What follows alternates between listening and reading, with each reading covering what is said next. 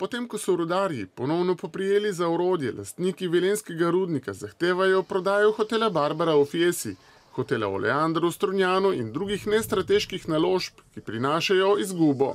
Zahtevam, da se ukvarjajo s svojim, rečemo temu, core biznisom, osnovno dejavnostjo, pridobivanje premoga. V tem so dobri.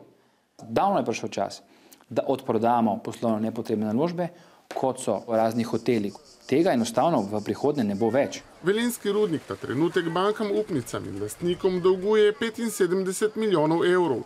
Dodaten razlog za skrb povzročajo tekoče izgube, zato se prodajam ne bodo mogli izogniti. Po telefonu smo govorili z vodjo hotela Boštjanom Hohegerjem, ki pa morebitne prodaje ne želi komentirati.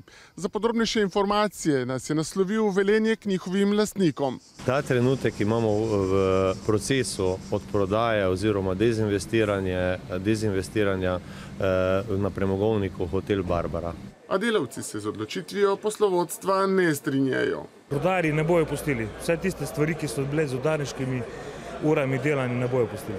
Fiesa je pa res en dom rudarjev, trdih rok, enih švicov in tako naprej, in ta dom ne ostane rudarjev. Premogovnik ima na slovenski obali v lasti še hotel Oleander v Strunjanu, ki ga je leta 2008 odkupil od Telekoma. Zanj naj bi takrat odšteli dobre 3 milijone evrov. Koliko bi danes iztržili zanj, pa ni znano.